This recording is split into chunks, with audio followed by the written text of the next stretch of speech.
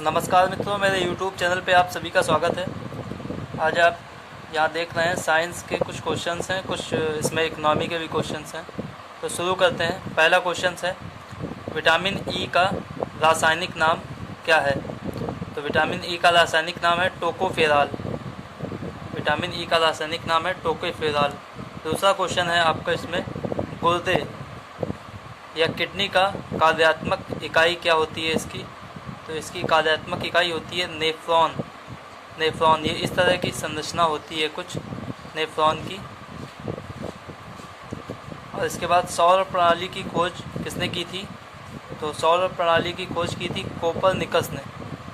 सौर प्रणाली की खोज की थी कोपरनिकस ने। इसके बाद अगला क्वेश्चन है, अर्थशास्त्र का जनक किसे कहा जाता है? तो अर्थशास्त्र का जनक कहा जाता है एडम स्मिथ को। अर्थशास्त्र का जनक कहा जाता है एडम स्मिथ को।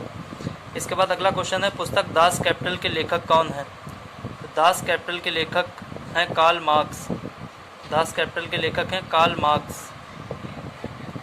इसके बाद अगला क्वेश्चन है, ग्रहों की गति का नियम प्रतिपादित किया। ग्रहों की गति का नियम किसने प्रतिपादित किया? तो ये इसका ऑप्शन होगा केपलर ने।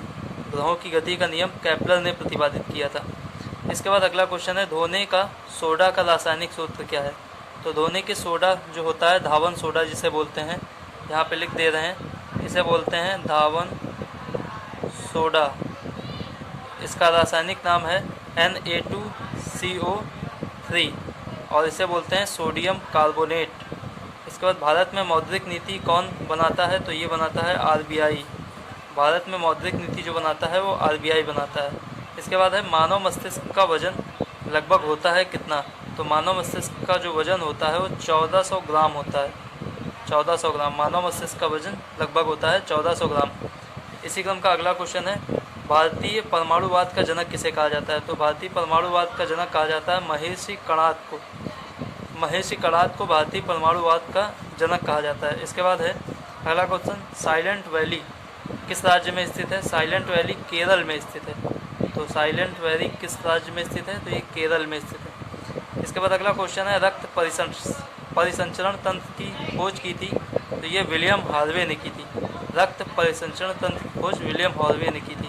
धन्यवाद मित्रों।